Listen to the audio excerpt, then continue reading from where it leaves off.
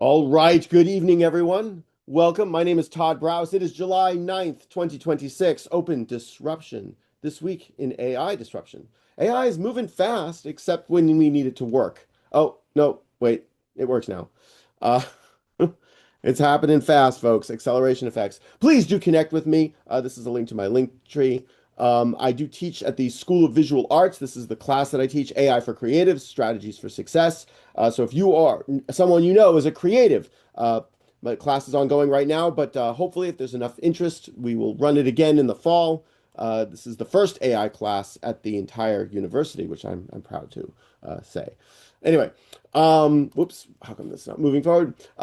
North Star for all of this stuff is from Kareem Lakhani. The marginal cost of cognition and creativity is dropping to $0. And I created this graph to kind of explain that. And the blue curve is where we are with AI. It means that we can create anything for near nothing, for near $0, and we can understand anything for near $0. This is the path that we're going on. Well, the reality is that the smartest person you can hire is not a human. This is kind of becoming true. It also applies that the smartest person, the most creative person that you can hire is not a human. How do we navigate this? This is one of the things that we need to understand. Well, we're in a new age of intelligence. I call it Anno Intelligentiae. It's a new age of human history. And we need to figure out what this means. And one of the ways that I like to explain this is through the disruptive innovation model from Clayton Christensen. He is a professor from HBS. He passed away a number of years ago. But what we're seeing is AI slop, is disrupting the bottom of the market. What does that mean? It means that we as creatives, as workers, as thinkers, as knowledge workers, we have to move up market. That's what's forcing us to do this, to the more profitable areas of the work that we can do. Pay attention to the disruptive innovation model because it explains some of the things that we're observing right now. Artificial general intelligence is here. It's been here for over a year. This is obviously debatable, but this is now where we are. When it comes to things, whoops, that we need to pay attention to, one of them is scarcity. This is, as AI does the tasks and roles and things that we used to do, what is the new thing that we need to focus on? When we look at what is becoming scarce, what's the squeaky wheel, so to speak, it means that we can, this is a massive opportunity for people, businesses, and industries. This is a chart that I've used in the past, and I've circulated it through some of our WhatsApp groups recently. This old scarcity and the new scarcity. These are the things that we need to that quite frankly really represent an opportunity for people, for businesses, for industries, for ecosystems. Human in the loop, HITL, that's about accountability. This is not going away. HITL answers the question, who goes to prison when the AI screws up? So this is what that means. We must build these systems that include a human in the loop in the proper locations, not in every location, but in the proper locations. And that's changing rapidly. The other thing that I've been mentioning for the last several weeks is this concept of leadership prompting, where you could basically give the AI the goal, the mission, the same way a human leader would walk into a boardroom and tell their team of people, this is what we need to do. That's the mental process, and there's a best practice with that. In addition, we have this concept called slash goal. You can just, many of the AI tools really just type that in and you'll give it the goal. That's that leadership mentality. Here's the goal. This is what needs to be done. This is why it needs to be done. This is how we're going to know that it's done properly. That slash goal is really important. So execute this approved plan. Stop only when the unit tests pass. And the coders in the room will understand what a unit test is. The other thing that's happening is a lot of this slash loop. This gets really complicated and quite honestly expensive from a token count, but it's also something you should pay attention to. I feel like I have another slide coming up on some examples, tutorials there. The human role is shifting from direct execution to structural management. That is that leadership concept. I asked Gemini in my Google Slides to create this, so I didn't design this at all.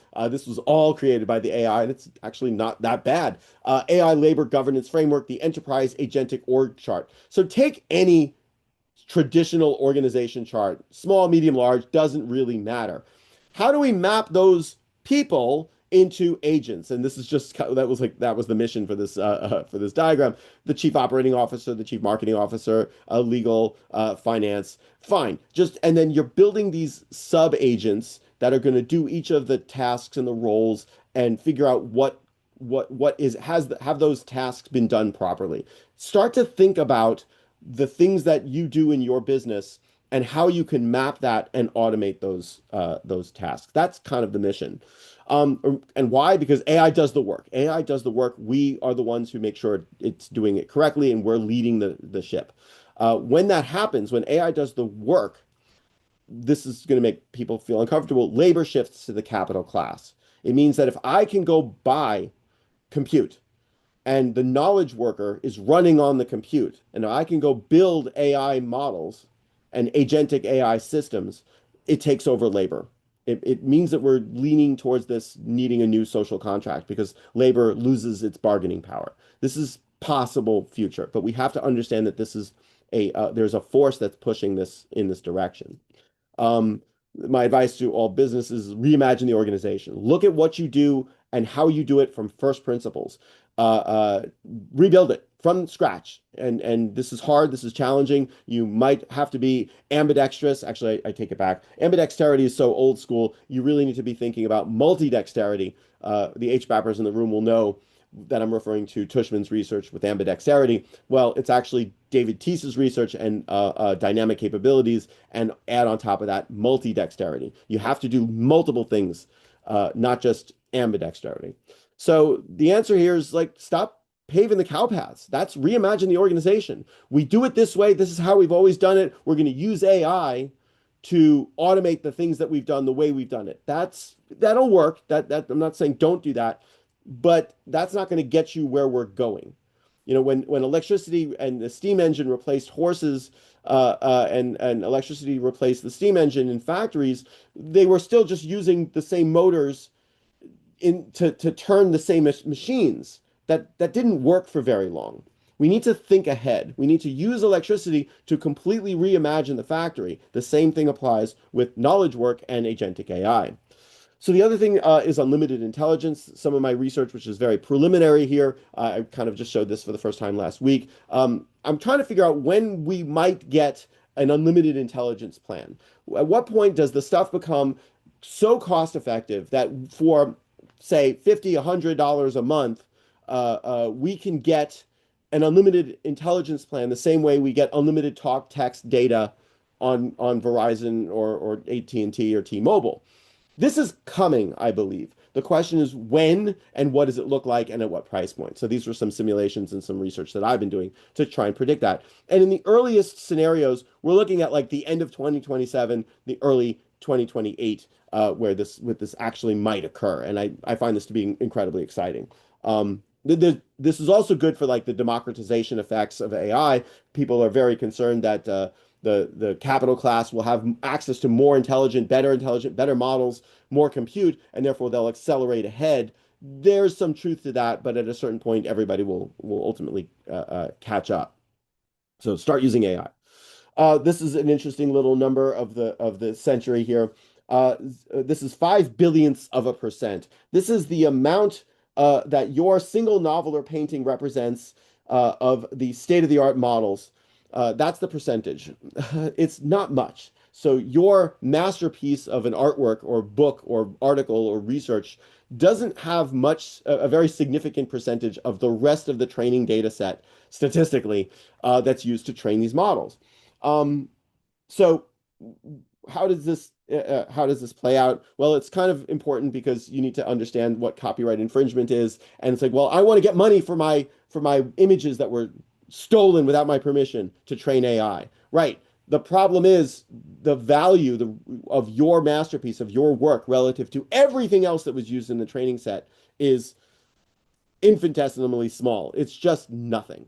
So this is one of the reasons why designers and artists are so upset about AI, like anti-AI. I get it. I feel bad. This was taken without your permission. And at the same time, we're starting to see the courts rule on this stuff, and training an AI model is fair use. So remember, training an AI model is different from using an AI model. So the process of training a model, it's quintessentially transformative. That's something completely different. Once you've used the model, maybe the outputs of the model could be infringing on copyright, and we'll deal with that on a case-by-case basis, and that's how I believe it should work. So good stuff there. All right, just for those of you, one of the ways that I make money, or very little money, is I sell swag. Please go to my Threadless shop. I put another t-shirt up the other day. I'm just going to put this link into the Zoom chat. I may not have fuck you money, but I have fuck you knowledge. And I hope that AI will help you gain the fuck you knowledge that you need in your life and career. So, swag. All right, back into the real stuff. And so I'm just going to put into the Zoom chat a list of all of the links of the news tonight. So if you have to drop, you'll at least have everything. And let's get into it. So right off the bat, in case you have been under a rock, GPT 5.6 was just released by OpenAI. It is absolutely mind-blowing, breathtaking. They've got three models, Sol, Terra, and Luna. You need to play with this. You need to start working with this. You can kind of see, like, this is the agent's last exam. This is another one. You can see where they're fitting relative to Fable and Opus. This is state-of-the-art model. The war continues. This is so incredibly exciting. I don't know what to say. The other thing here is, like, look at the cost here. Like, so the quality for the cost. This is really awesome here. Terminal bench, deep SWI. They're like, this is upper left is better with these graphs. So pay attention to this, play with it, go use it. I've got a bunch of more stuff here. So this was their announcement on X, Sol, Luna, and Terra. Oops, let me turn off the door chime. Sorry about that, folks.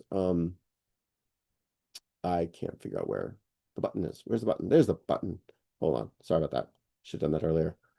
Anyway, so yeah, that's the big announcement from OpenAI. They also released, I think this is the next, oh no, this is just some more statistics here. GPT 5.6 Sol comes close second to Claude Fable 5 in their metrics. And you can kind of see in this graph where we are right now. So here's GPT 5.6 Luna Max.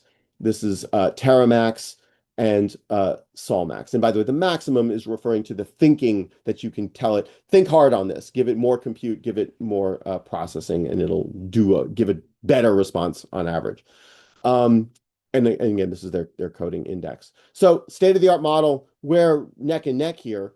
Great in terms of quality. The things that you need to pay attention to when you're comparing models like this, again, their domain, their specific skills and whatnot, but is the cost. How much less money does GPT 5.6 Max cost you relative to Fable? And it is significant.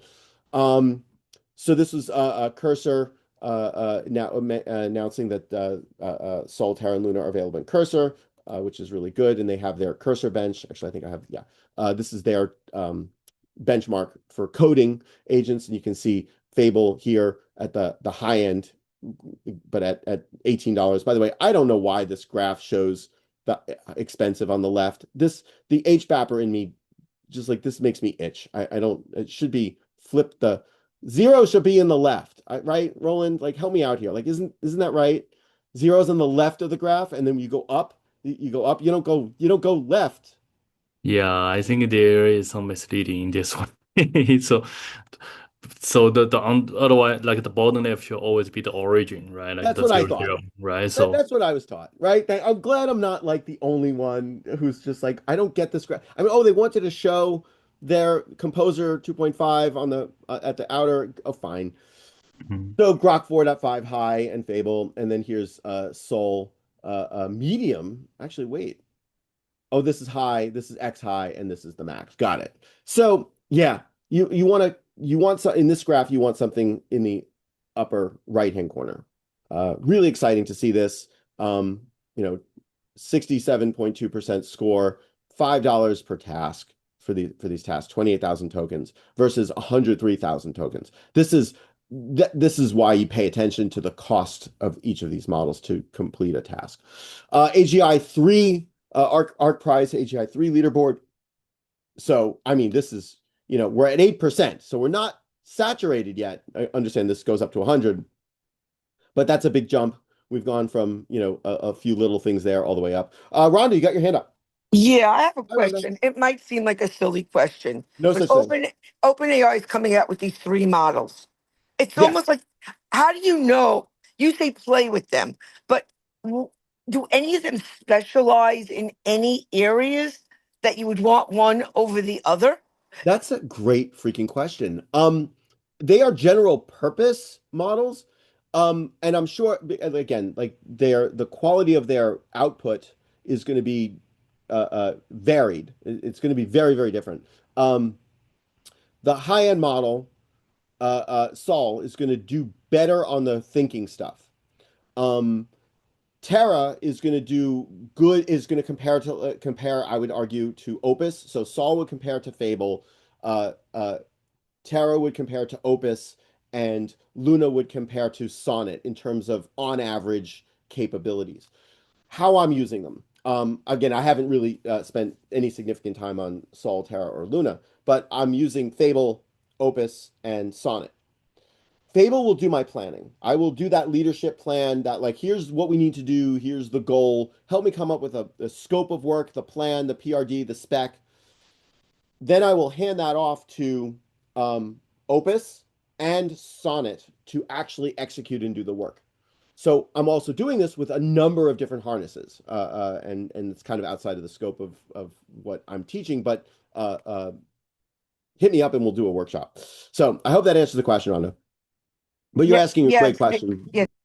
When do I use the two? When do I use the model? By the way, that's the other thing I just want to point out. Model routing is an active area of research because why should I? It's like I have to think to figure out to pick which model is the right model for this task. I don't want. How am I supposed to know, right? Like, can't the AI help me figure out which model I should use for this task? Exactly, that's the purpose of these orchestration layers and these harnesses and these scaffolding systems. They will help you figure out for you what task and subtask goes to what model and what agent and what harness. So yeah. Anyway, ARC AGI2 leaderboard. So I'm just pointing out that this is at 100. We're saturated here. Like 92.5, like this metric becomes less valuable to check to see how smart the model is. Really pay attention to this. I think it's fantastic. And again, the other thing here, so these are the verified scores. Oh, they don't have the price. Did they show the price? I forget.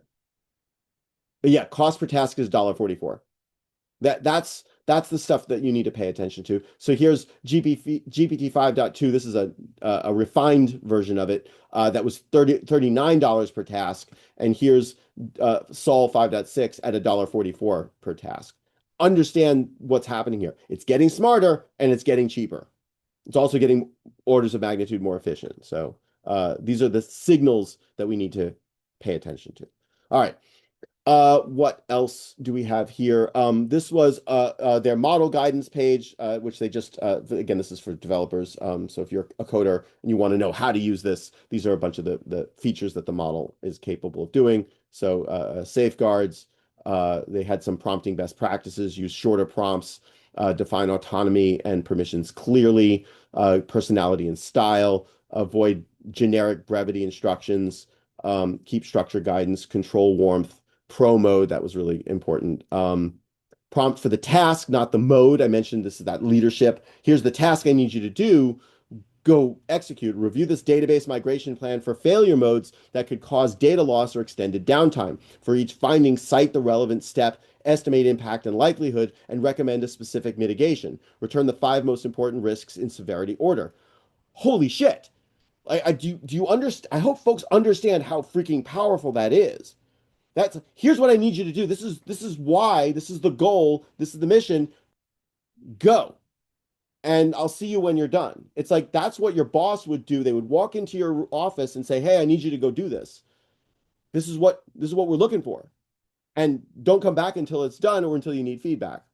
So that's the technique that we need to be building at this point. So yeah, model guidance from OpenAI developers.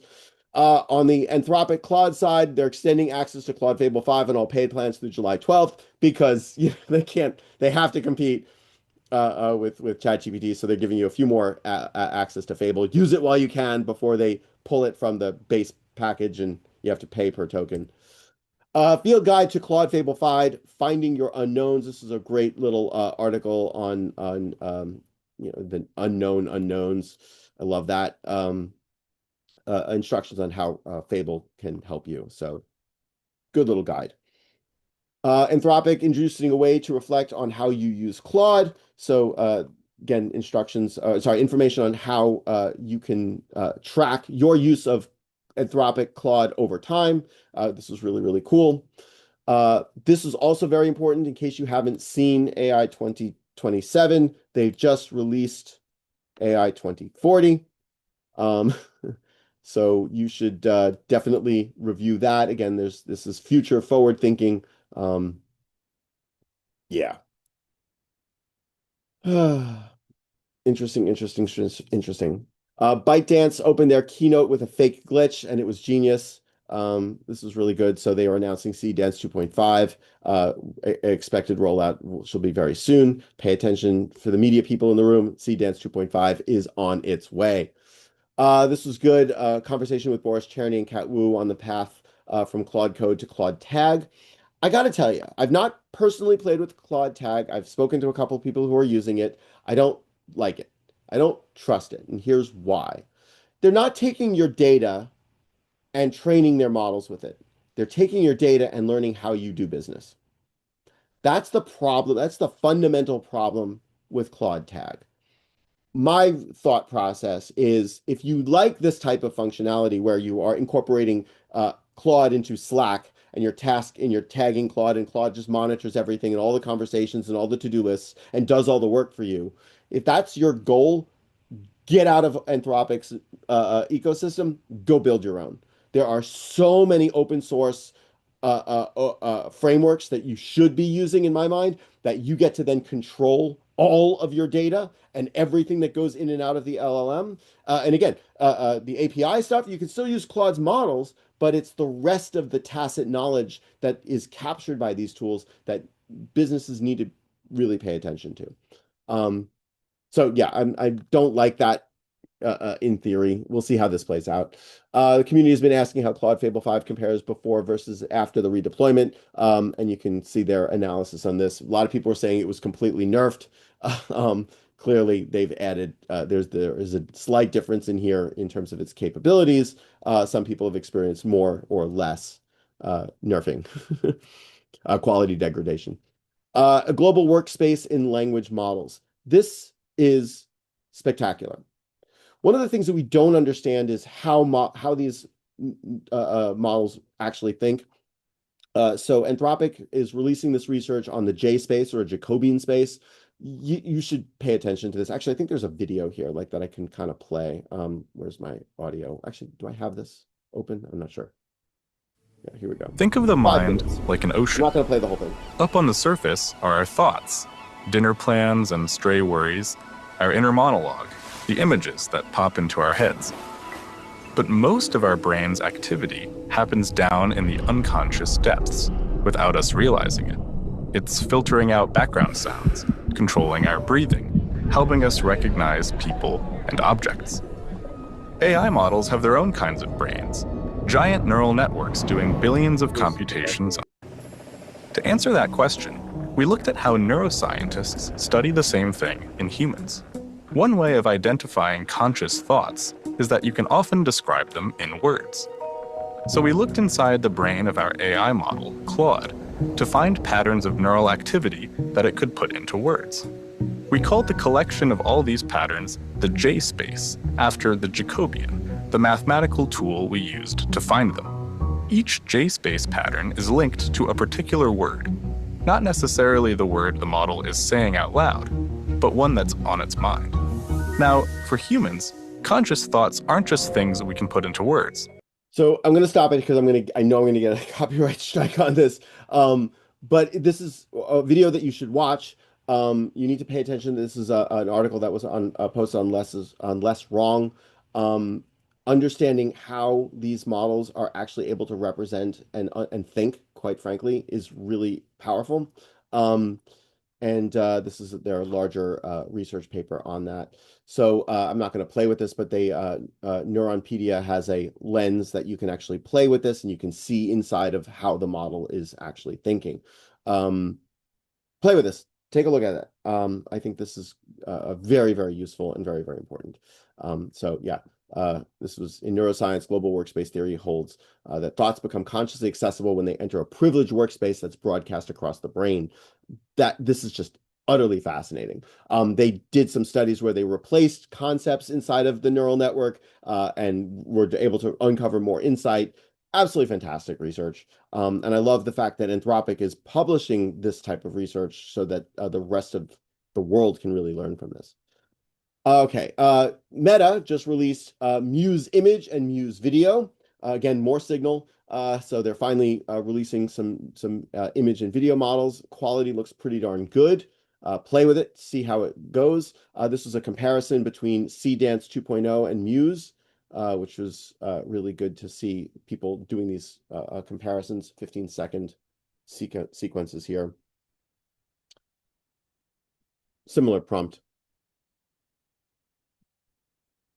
I still think Dance is ahead, but beautiful nonetheless. I mean, this is really good. Panda juggling. It's just like, oh, I can tell that that's done by AI, but I don't mind. Good stuff. Pause. All right, moving on. Muse Spark.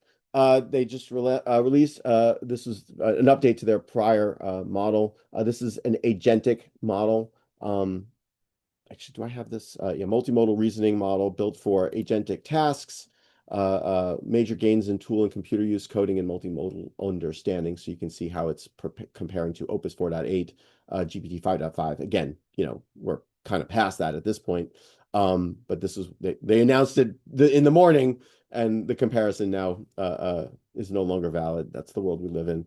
But again, state-of-the-art models beating out other stuff. I mean, this is like 62 on humanities last exam. Really impressive. This is that again. Okay. Dream 5.0 Pro from coming out of ByteDance. This is a multimodal image model. I don't know, why is this not loading? Reload.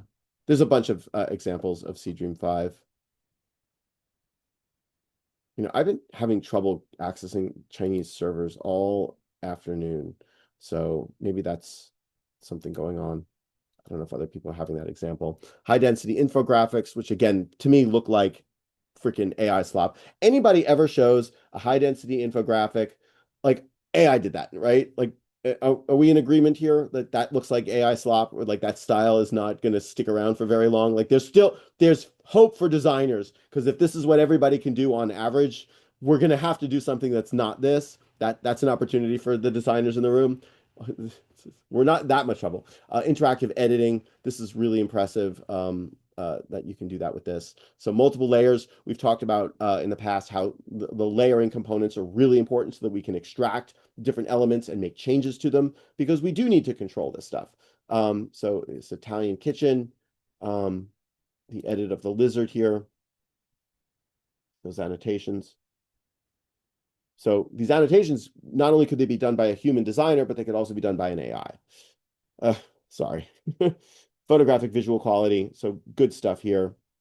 Little plasticky, but still at that level. Multilingual, lots of different creative ideas here. So play with Seed Dream 5.0 Pro. Fable, this is really interesting to see this good web design. Fable 5 is so good at web design that I genuinely don't see how web design careers make it past the end of the year. Breathe, folks. It's going to be okay. An AI that can one-shot designs this good means that the web design industry as a whole is in serious trouble. If you're in web design, it's time to pivot. I think that that's good advice. I really do. Because that was done by a model. And this is stylistically beautiful. Are there mistakes? Probably. Probably. There are some errors likely in there. There's some AI slop in there, but then does it matter? I mean, how many many designers in doing motion graphics are like, oh well, that they left some error in there, some human. It's gonna be there. Dreamenia Sea Dance 2.5 is arriving on CapCut. Again, Sea Dance 2.5 is just pay attention to that, but this was the official launch coming soon. This was July 4th. Claude, this is from TechCrunch. Alibaba reportedly bans employees from using Claude Code, which is interesting because Anthropic has been like, the Chinese are stealing are distilling from our models. I'm like, really? Come on. You trained on all of everybody else's stuff. What are you complaining about, Anthropic? So now China's banning them from using their own employees from using Claude Code because they're tracking. That makes sense. Silicon canals, I can't read. The cost of running a top-tier AI query dropped 280-fold in roughly 18 months, from $20 per million tokens in late 2022 to 7 cents by late 2024. Last time I checked, we're in 2026. So it's dropped even further. A price collapse with no real parallel in the history of computing. This is the AI effects happening right here. Like, this is acceleration effects that we want to see. People are saying, oh, well, AI is bad for the environment because of all the data centers. Yes.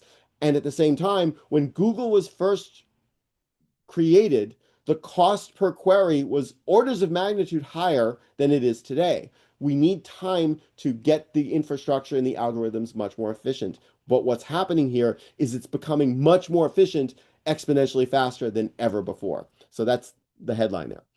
This was really cool. If trends hold, sorry, let me read the headline here. If trends hold, Mythos class capability may be running on high-end consumer hardware within approximately 2 years.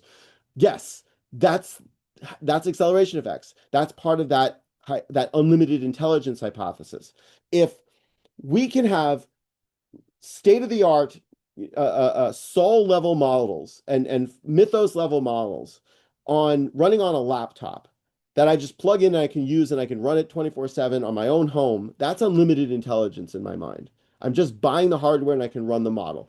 If that happens in 2 years, then I'm almost spot on in my predictions of unlimited intelligence. So yeah, here's the observed history. Here's the projected future. So yeah, 25 months projected laptop match by June 2027. Yeah, that's just I find this exciting to no level and to no end. Yeah, this is what we want. Frontier to running on a laptop. Love that chart.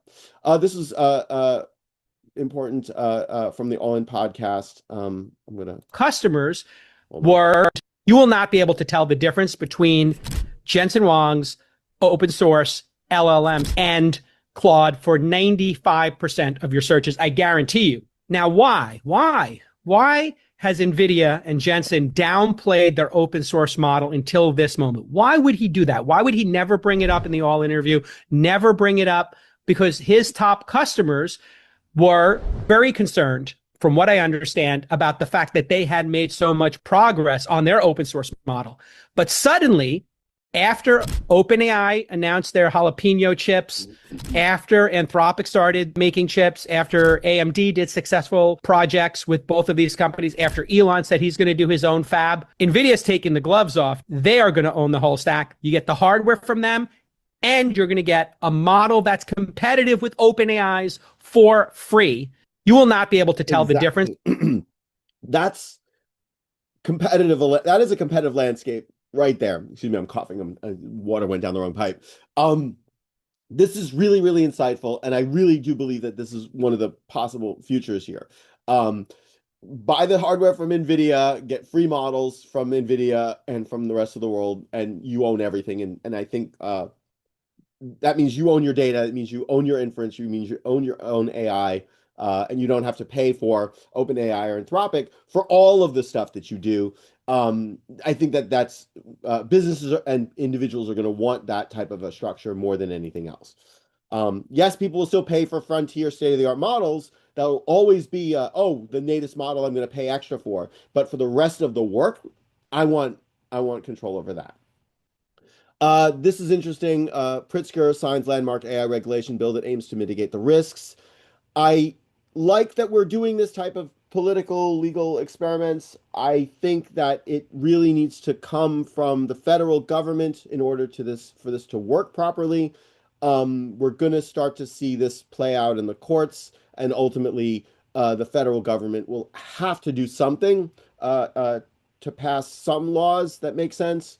We'll see how this plays out, but just it's important to pay attention to states passing AI laws, which I'm kind of against. I really want it to be at the federal level. But again, we need to start somewhere. So kudos to starting somewhere. 6 new artificial analysis capability indices comparing model capabilities across key industry domains. So we've talked about replacement effects. Well, we now have metrics that cover finance and accounting, legal, healthcare, medical, strategy, and ops, engineering, and economics. And so pay attention to the metrics that track how models do in your unforgivable domain. This is really important to pay attention to. So finance, accounting, legal, strategy, healthcare. So when we hear people say, "Oh, well, human in the loop and AI can't, function in legal or healthcare because lives are at stake," right? And we now have models that are capable of outperforming people at certain levels of tasks. And this is only going to get better. So where does the human in the loop fit when I can ask an AI, "Hey, here's my legal problem, here's my financial, quarterly report.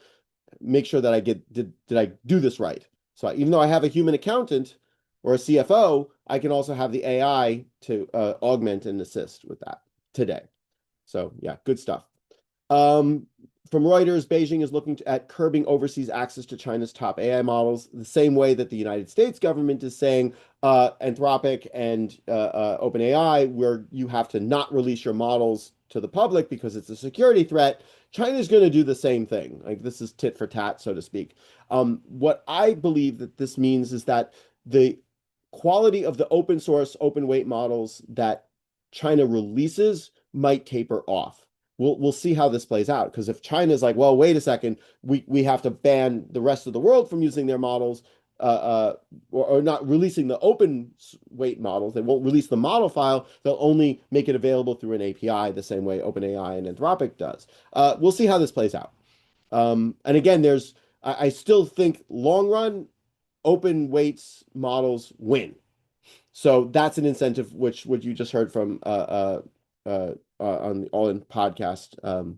Yeah, and buy the hardware, buy the rest of the infrastructure from NVIDIA. Models are then open source and free. China's DeepSeek is developing its own AI chip. Sources say, again, market dynamics. Like, that's what this is. If all of a sudden China doesn't have to buy chips from NVIDIA, that gives them a superpower, a good incentive for them. And this was facing U.S. export controls, China's DeepSeek plans to make its own chips. Yep, beautiful, love it. Competition, it's going to happen. Second order effects of banning. Claude Cowork is coming to mobile and web. If you use Claude Cowork, you'll be able to access it through your phone. This was given to me by Celia. I'm just going to play this briefly. This was a protest at the Annecy Film Festival, when a director who had used some AI in their animation screening, or in the screening of their animation, there was a massive protest, a lot of people screaming and yelling and disrupting that response, that event. I think it's abhorrent for that protest to have occurred. I understand that these are artists and designers, that they feel that their work has been stolen and that their jobs are being replaced. But this is art. This is about the director's expression, and they used AI for some of it, apparently. This type of protest doesn't end well for the protesters. And I get it. I understand that people feel bad and they're worried about their future jobs, but this is still a personal expression. This is still art. People still pay to go see this stuff, whether they used AI or not. AI is not going away. What do these protesters actually think is going to happen, other than they're just going to be steamrolled? And part of me is like, yeah, let's steamroll them until they figure out, take my class. Like, you're going to get steamrolled, folks. This is the wrong mindset. The opportunity is huge. This is not going to destroy you unless you don't adapt. Luddites. This was really cool. Brown professor suspects the majority of his class used AI to cheat. Again, I just want to show there's this graph here. This is really brilliant. Midterm and final scores. Uh, 18 students dropped the class, 9 students did not take the exam. The scores of the remaining 59 students are displayed here. So clearly, there was a gap between the exams. I just thought this was really wonderful.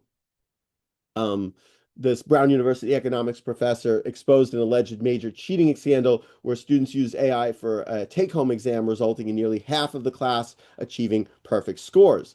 Following a significant grade drop in an in-person final exam, he implemented a permanent ban on take-home tests and removed the weight from their homework. So, meaning homeworks don't count for anything towards your final grade to prevent future academic dishonesty. And you can read what happened here in this thing. And the thing that I just like, it drives me crazy when professors look at this, and like I get it. The issue is that they're not requiring the students to use AI.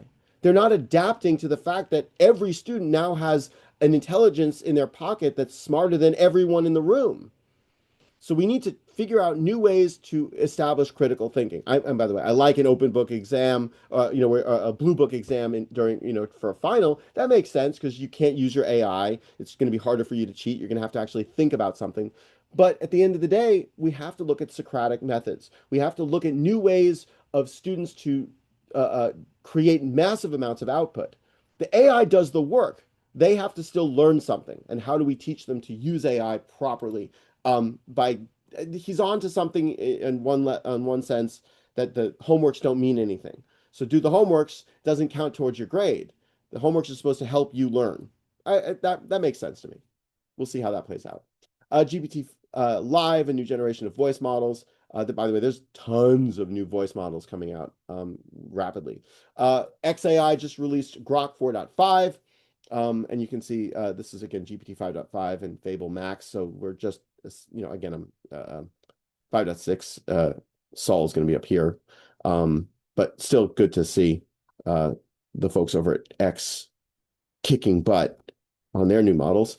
What was this? Yeah, this is their announcement on X.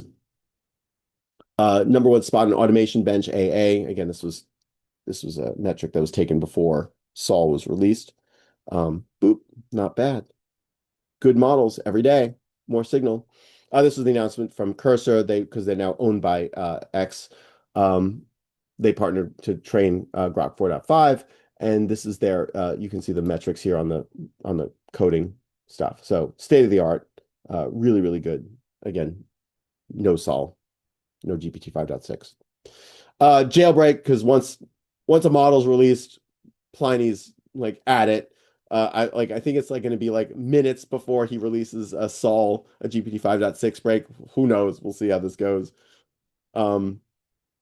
Dreamenia, Dream 5.0 Pro. I mentioned this earlier, but this was like prompt share examples of just some really cool stuff and how you can just draw. I'm gonna go back.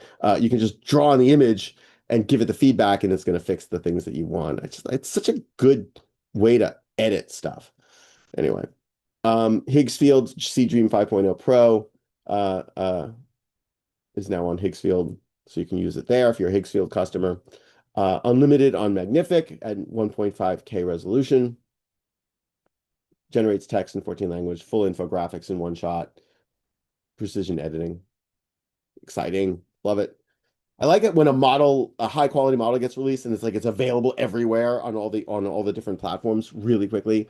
It means that there's no such thing as a golden stack, and by having it spread out and just available immediately, people can use it on the platform that you've chosen for your production. It's now on Kriya. Pika, lights, camera, everything. Pika Director's Suite, our experimental video creation product, is finally open for invite-only access. Let me know if you get access to this. I'd love to see what you do with this. Pika Labs kicking butt with the Director's Suite. Get your whole vision. First pass script. Nice. Valve's Meta just released Muse Spark 1.1. I mentioned this earlier. But this MedScribe, Harvey's legal agent benchmark, Again, 20%. So it's not replacing a lawyer yet, but understand what these benchmarks are supposed to do. Can models support doctors with their administrative work? So this is MedScribe and text eval. And that's Meta's agent model. What's this? Use Spark 1.1. Oh, it's just a bunch of other benchmarks and their scores. Nice, like that.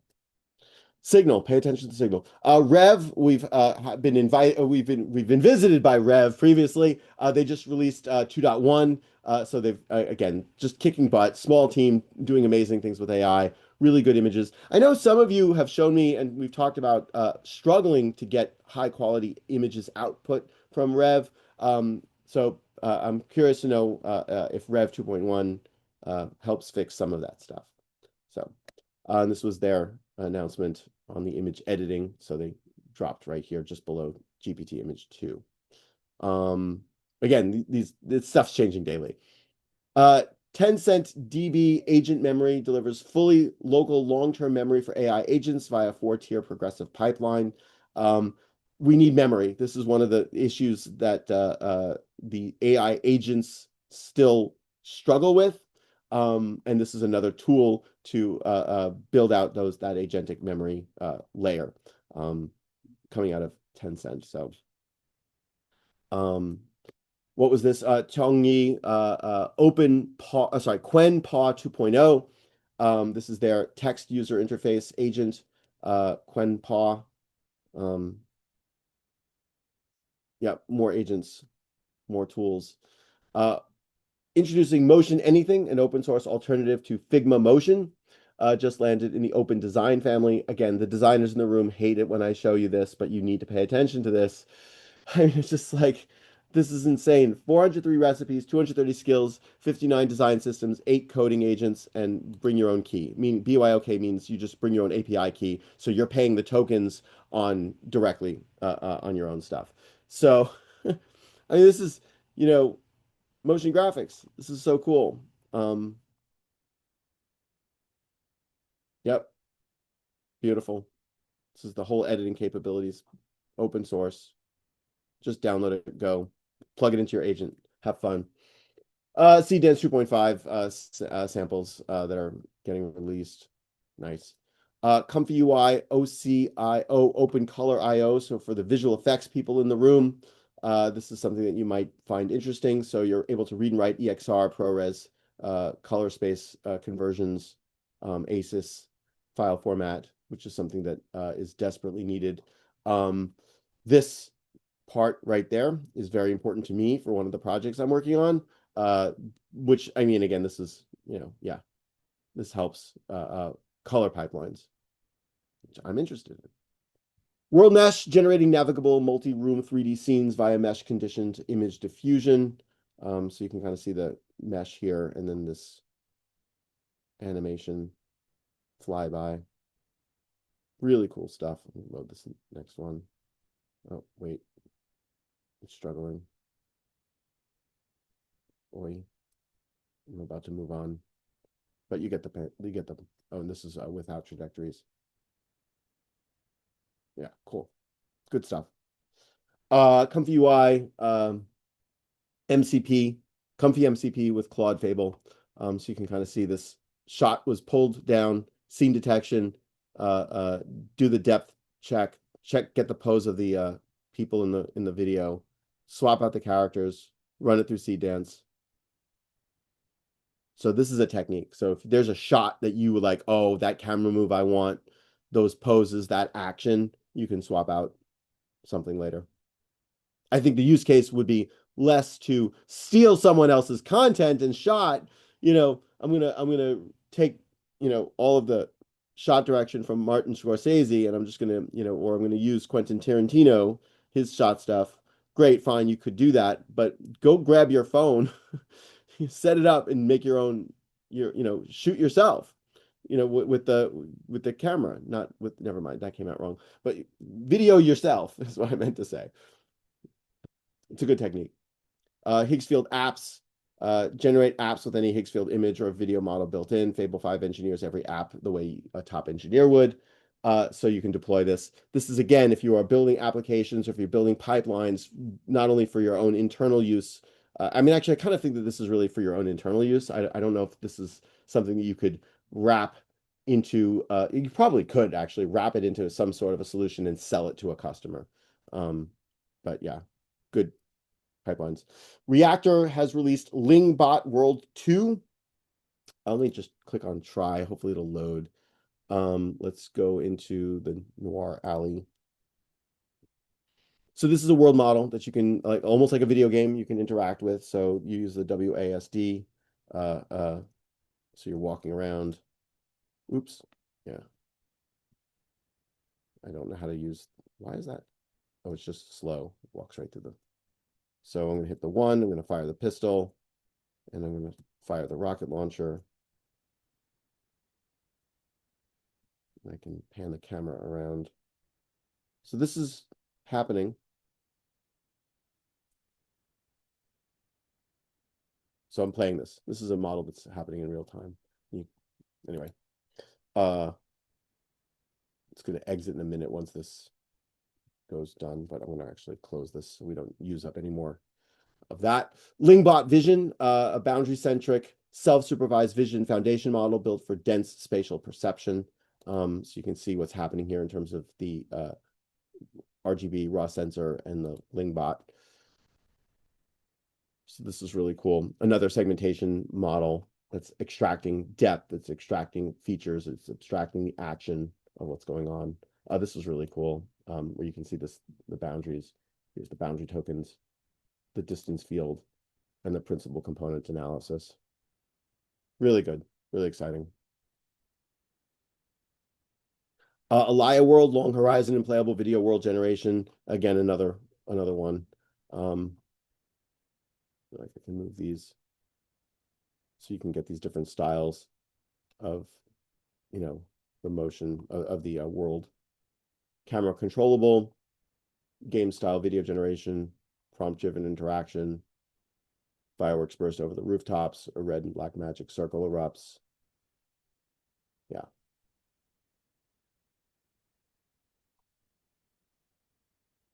Beautiful stuff. You can try it. Block Out. This is previs for AI native filmmaking. We've talked over the past several weeks the technique of using a 3D animation as the reference.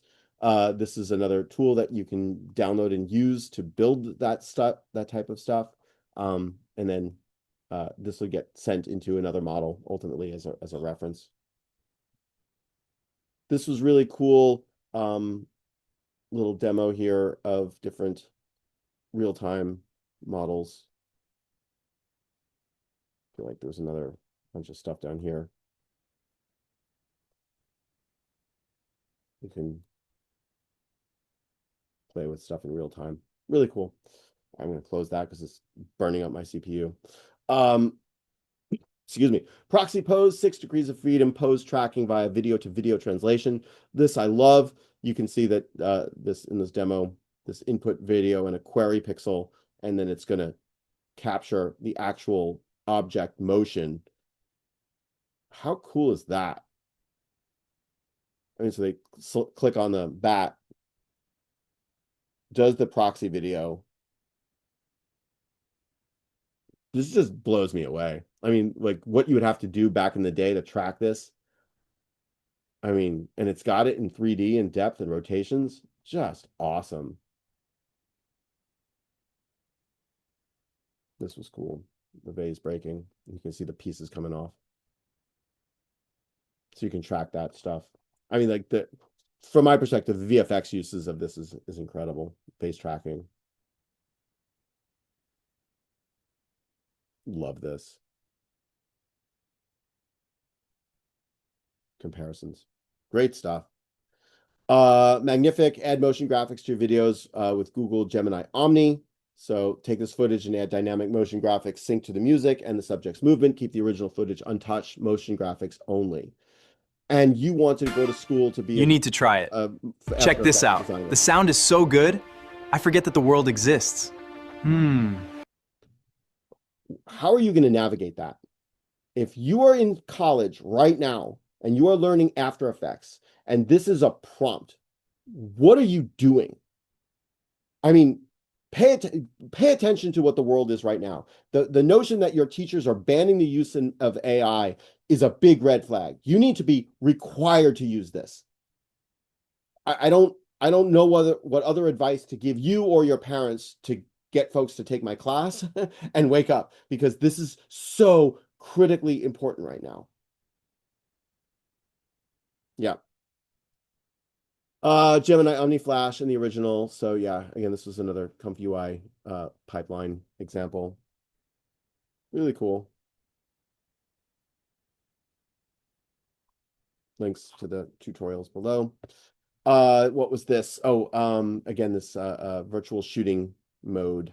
So you're, this camera, this is a cell phone working around, generates this, that gets fed into the video CDance. I love this technique. It's great. So cool. 16 frame grid trick that keeps CDance 2.0 characters consistent. We've seen this technique before, but again, people are tweaking this. They're getting really good response. They're figuring out what works, what doesn't work. Yeah. Write the character Bible, draft 16 frame captions, lock the visual style, generate the full grid, pull each frame out as its own reference image, feed each frame plus its caption into CDance 2, stitch the shots in storyboard order. And you're done.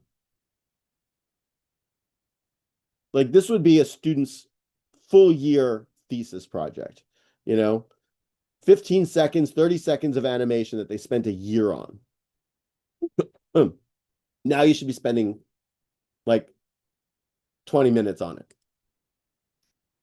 So, and figure out what works and what doesn't. Shockwave prompt for CDance. So again, this YAML style with the time code, style, camera, atmosphere, image references, timeline second by second, the camera operations, sudden impact and rack focus, explosive energy blast and seed ramping, dynamic crane pull back and destruction payoff, style, quality, and boosters. I don't think a human wrote this. Okay, so you ask your AI to understand what it is that you're going for and generate this type of a prompt, and look what we get. And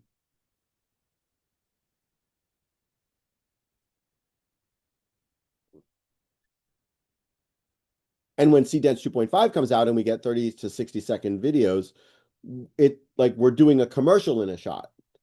We're doing one-shot advertisements. That's where we are,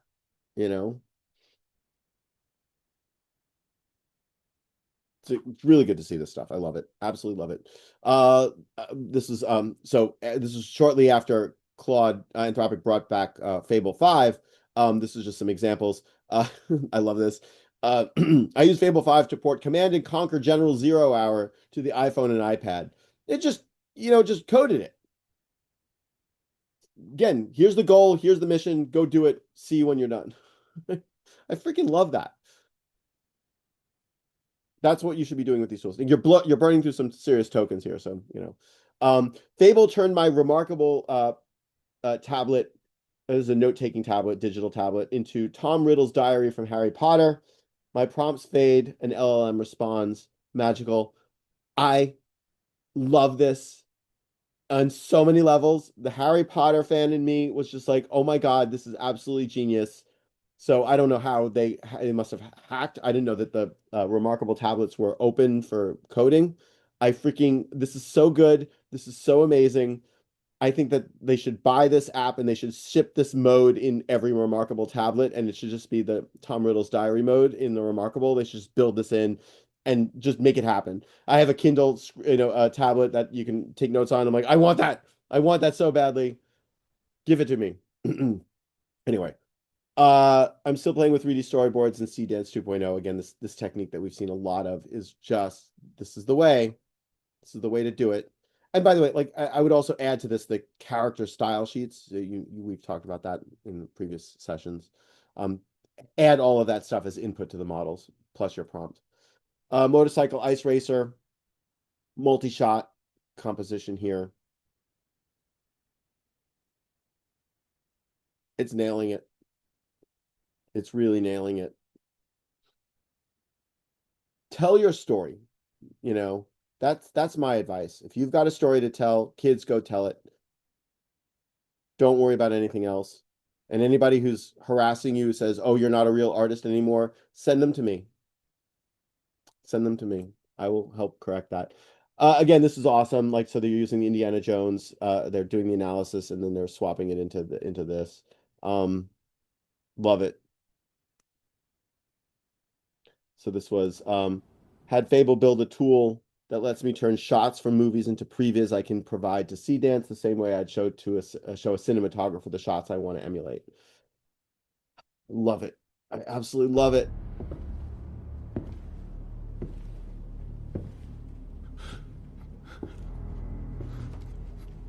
You will sell me that land. Oh, it's just so good. Anyway. Again, this is from NVIDIA. So this is the real stunts, blue screen. Then our in-house filmmakers take over using Agent One alongside veteran VFX artists. So this is the input. I guess they didn't show the rest of it, but a couple weeks ago I showed the people running on the obstacle course. I think that's gone viral now. Yeah, so cute. Love it. Her expression, feet are landing properly. She slides down, she trips. Okay, it's a little like, you know, amazing.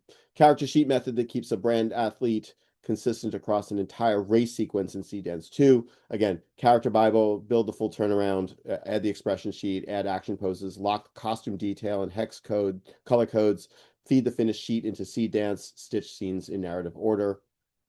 So you can kind of see what's going on here. This is the character sheets, the full turn, the elements, the objects, the colors. This is a plate, and it nails it. Just freaking awesome. That's the technique. That's how to do it. And again, right now, 15 seconds. Okay. Do it again for the next 15 seconds. There's still, you know, or wait until Dance 2.0, 2.5 is released. Fable 5 versus Sonnet 5 on agentic prompting. So both videos generated using Dance 2. So the prompt, the thing that's different in this experiment is the prompting. Not the video model.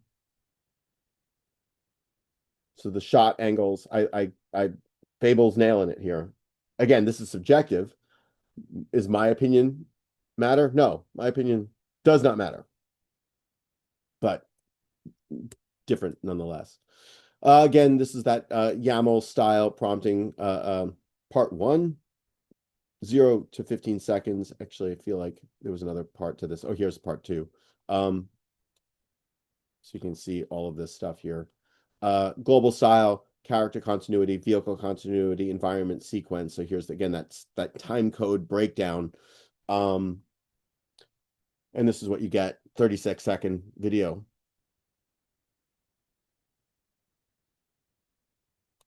Moving like do. Cruising like do. I'm going to mute that because I don't know if that's real audio.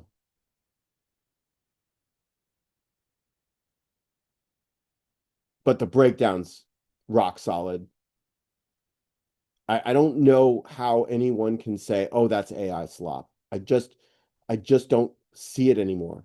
Yeah, maybe some of it's not perfect. Maybe a human, no, not maybe a human animator given enough time would fix any, would do better. I just don't think that we're in a world where that matters anymore. At least not for certain use cases. Just beautiful stuff. 21-year-old spent $124 last month and earned 12,000. And this is the process they use. Can't verify the 21-year-old because I've seen a lot of this fake stuff. Making money up with this stuff. All right, whatever. Claude writes the script, Midjourney generates visuals, Runway creates the motion, 11 Lads does the voiceover, Suno composes the music, publish. 1 episode per hour, 6 tools, 1 person. I'm looking at you, Celia. This is what I want you guys to be exploring. Create Yeah, your story. I wonder we can find that video or find the channel. Mm. No idea. Oh, I don't think that's it. I don't even know if this is a channel as opposed to just a post. Again, the same thing that we've seen already, this 2D and 3D depth map and pose extraction from a source video and then swapped out with Flamethrower Girl from Theoretically Media. Really good approach here to pull shots and pull scenes and do things, extract and use it as reference. I would argue that you're probably committing copyright infringement when you do that, but does it matter? I don't think it does. This is amazing. CDance 2.0 4K. So this is how they did it. Chase shot behind the dragon, night POV, soldiers fire from smoky trenches. Really good stuff. In video, again, this take a shot from your camera tutorial, take a shot from your phone, and then use that as reference. Come on. Like, we should be teaching this in school, like in high school, middle school, right? Kids, you're going to make an animation in art class and you're going to use your cell phones. For the first time, kids will be allowed to use their cell phones in school. I freaking love this. Anyway. LTX using text to video models in pre-production, previs, building a storyboard generation workflow, shot iteration and selection, building the animatic, reference clip generation for VFX and production design, cinematic prompts for pre-production quality, on their conclusion. This is a great use case.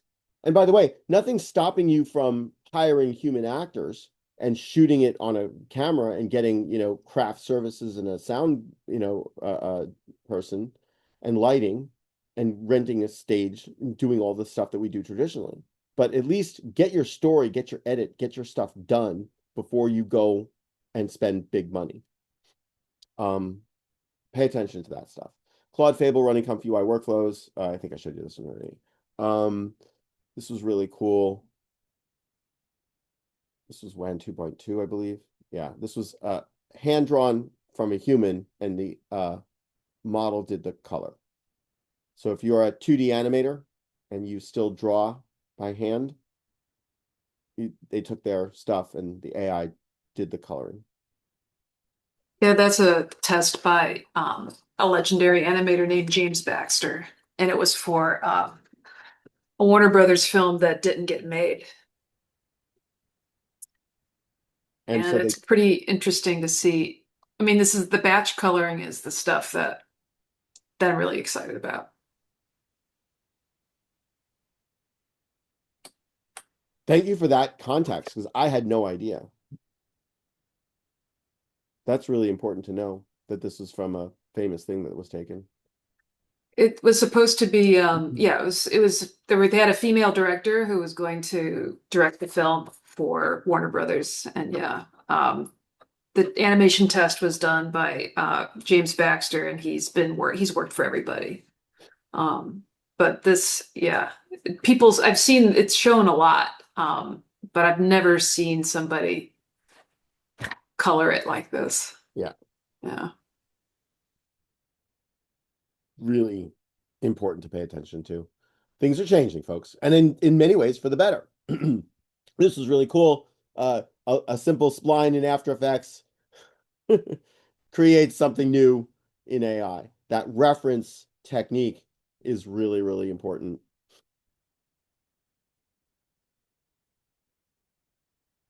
Love it. Absolutely love it.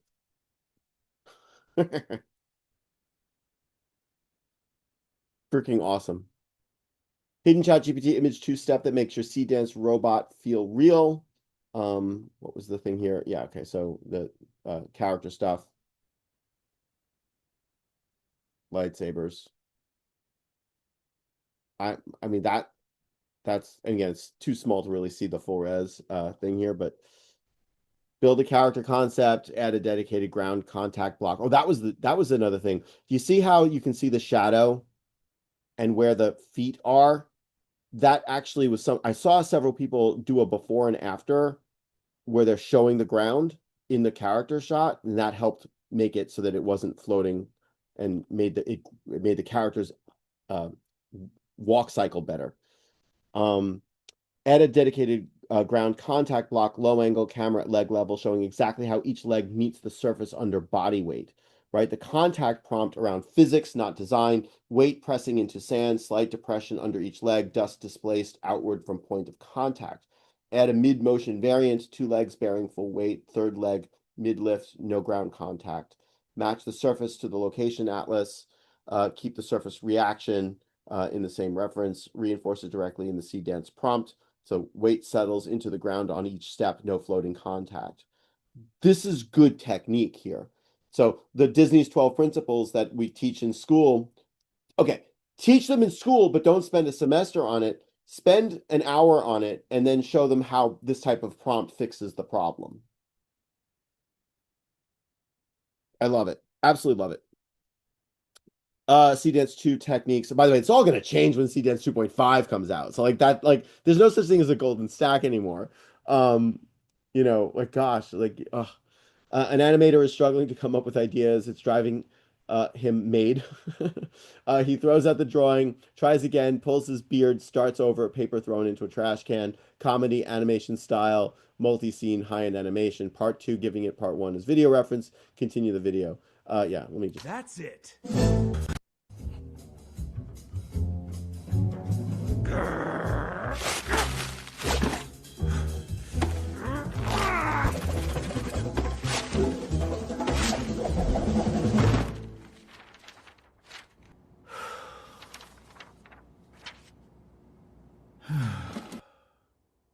Focus, Harold.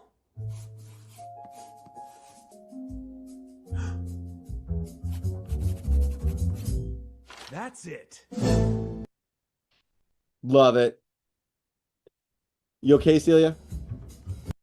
Yeah, I think it's a bit ironic that he's drawing on paper in the film about an artist's inspiration is like being done in AI. Yeah, that's why I'm asking you, are you okay? You are my resident expert 2D animator. So like I just, I don't know who else to ask about this stuff. I look at it and it's appealing. And the shading is good. There's a few little things I would do to make it look less AI, but it's really good. Yeah. And just I want to point out here, this is the reference. Okay. So he used his webcam or camera or whatever, recorded himself doing the action, which by the way, do we still teach that in school? Oh, absolutely. Right, because when I was an animation student, which I was not a good animation student, but I was an animation student, they taught us to do this. We'd set up, cameras in the lab, and we would record ourselves doing the action, and we would try and animate that stuff. I was really, really bad at it, so I chose a different path for my career. But this is that technique, and then the AI uses that as a reference, and I'm looking at the difference between that it nails it. It freaking nails it.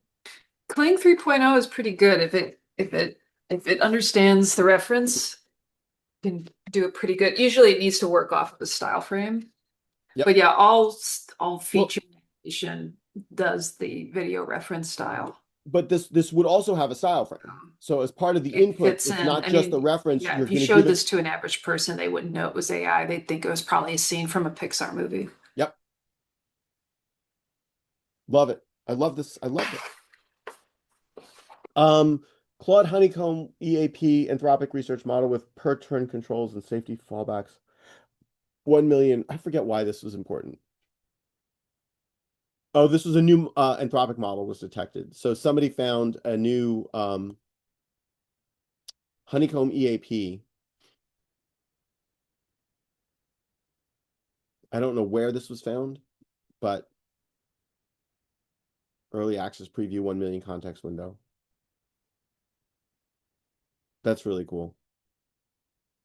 Wow. My head is spinning now. Because if they're already testing that, holy moly. Sakana, my favorite AI research lab, learning multi-agent coordination via Sheaf ADDM. Their paper is accepted. So this is gonna be an approach that's gonna really have an effect on the ARC AGI 3, I think. We'll see. Longcat 2.0, another model, fully open source, MIT licensed, 1.6 trillion mixture of expert model, 48 billion active, 1 million token context window, agent native, works with all of the popular agents, GPU and NPU platforms, Longcat open source. This is how it's doing. SweBench Pro, Terminal Bench, Browse Comp. Not state of the art, but it's going to come in at like open model that you can run and just pay pennies, I'm sure. Yeah, good stuff. Longcat 2.0. Qwen, okay, so I use Qwen 3.6 running locally on my MacBook Pro in LM Studio. This is interesting. I've not tried this yet. This is a 40 billion parameter, Claude 4.6 Opus Deckard Heretic uncensored thinking neocode DI iMatrix Max GGUF. This is important. I need to play with this at some point. These models are fine-tuned to not do certain things and to do certain things and to behave well. It's possible to remove some of that. And these uncensored models means that they won't balk on saying, hey, I need you to give me some information that you've been taught not to talk about. This is a research type model, but still important nonetheless. And it's got a lot of downloads. 40 billion parameter model. I doubt this will fit on my laptop. I would probably have to like quit Chrome and quit every other app for it to fit, but it's worth a test. This was a 10-cent release high 3 today, beating GLM 5.1, not 5.2. 295 billion mixture of experts model, 21 billion active parameters, 256K context relative to the 1 million context we just mentioned. And it's impressive. Still a good model. Highly efficient. Small. Small. That's competing with big. That's why this is important.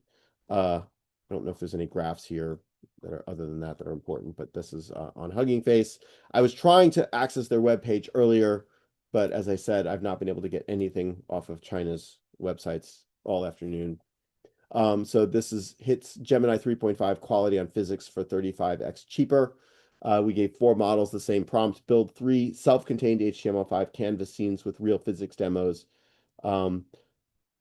High 3 costs 6/6 of a penny. Wait, what? Less than a penny. Gemini cost 21 cents, GLM 5.2 was 7 cents, and DeepSeek version 4 was 9/10 of a penny. It understood the assignment. I mentioned earlier the loops. This is from Claude, getting started with loops, turn-based loops, goal-based loops /goal. There's the /goal. I mentioned it.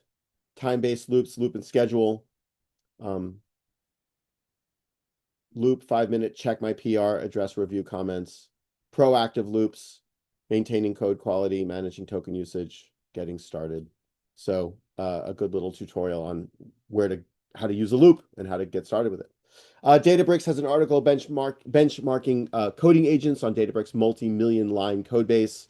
Again, they're looking at high quality models and rating of all this stuff. And you can see cost per task on this is where I want this, and overall pass rate. So state of the art. SWE 1.7 Frontier Intelligence at a fraction of the cost. So a new model that was released by Cognition Labs. Actually, we've talked about SWE in the past, but they've just released a new version of it. You can see where it's hitting on the cost. multi-cluster training. Nice. More models. Better, faster, cheaper, safer. Moss transcribed diarize 0.9 billion, so it's a very small model, built with an end-to-end audio to structured transcript paradigm. Apache 2.0, 128K long context transcription, 90-minute audio input. So actually, I think I can undo that. Can it separate overlapping voices too? Yes, with speaker labels and time. Even interruptions stay clear. Perfect saves so much for meetings. Everyone talks at once. Exactly. With multilingual, select any supported languages and capture every word exactly as spoken. Welcome to the Global Gaming Livestream. Push together with me. We can still win this round. 잠깐만요. 오른쪽에서 적이 오고 있어요. Transcribe conversations across 50 plus languages with. And you can download this. Okay. Like I want folks to realize that these tools, these models are available for you to use. So you don't have to pay for these things. You could just download them and use them. Are they perfect? No. But does it matter? Maybe. PX Pipe, for those of you who've ever used Flame and archived to a digibeta, you will find this to be fascinating. Cut Claude Code's input tokens by rendering bulky context as images, the same system prompt, tool docs, and history in a fraction of the tokens. It costs quality, okay? So you're putting all of your stuff into an image, all of your words into an image, you send the image to the model. I'm like, oh, okay, that's a great idea. It is a great idea, and it reduces the number of tokens, but the model gets the general concept here. So I thought it was a really good experiment. We'll see how this plays out over time, but you're gonna hit a quality drop. That's the concern. This is the relevant section of my Claude.md. So we've talked about these markdown files that tell agents how to work. This was picking the right models for workflows and subagents. Rankings higher equals better. So we talked about the routing of models. This is what somebody had used and has had some good experience with this. Ranking higher equals better. Cost reflects what I actually pay, not list price. Intelligence is how hard a problem you can hand the model. Unsupervised taste covers UI, UX, code quality, API design, and copy. So list of models, the rated cost, the intelligence rating, and the taste rating. How to apply those rules. These are the defaults, not limits. Cost is a tiebreaker only. These are the instructions, and all of a sudden, the model, the agent, is able to decide which sub-model and sub-agent it should be using for which task. Absolutely fantastic. OpenAI is separating signal from noise in coding evaluations. They are concerned that SweBench Pro might have some problems in it, so that the ratings that we're seeing from companies like Anthropic might not be accurate. So they're doing some research to try and figure out if there's some issues with the methodology of those benchmarks. Oh, I mentioned this one already. Yahoo Finance, largest data center project ever proposed, is officially dead. I feel bad for this. We need these data centers. I get it, not in my backyard. It's too bad. We need them. Open Science, the open source AI workbench for scientific research. AI is doing science research now. This is really, really important to pay attention to. Another platform that does this. I've mentioned a number of those over the past years. Security is an issue. Jade Puffer, agentic ransomware for automated database extortion. This totally sucks. This is what's happening. It's a cat and mouse game with security and these things. As the AI gets better, we can detect bugs faster and bad actors can hack better. Rem Koenig, an HBS professor, just released another really awesome paper. I have not read it yet. Delegating to AI Beliefs and the Organization of Work at New Ventures. This is definitely worth a read, and I will get to it at some point, but just a big shout out to Rem. He's absolutely a freaking genius.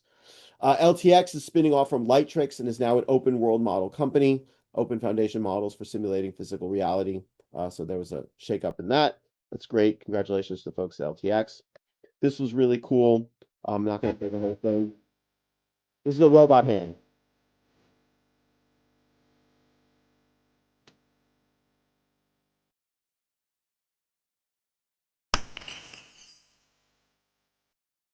Don't piss off the robots. The internet never forgets. So, this is a robot hand that is insanely dexterous.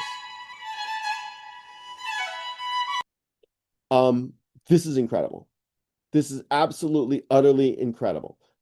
Is it perfect? No.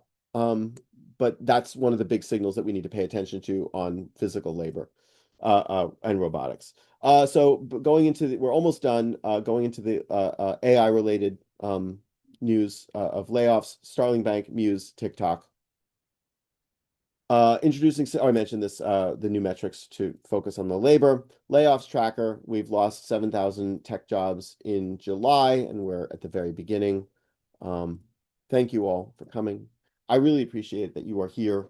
I'm going to stop the recording, and I'm going to stick around for some overtime. And I will see you all next week, or if you're taking my class, I'll see you in class on Tuesday. Thank you all for coming. Stick around.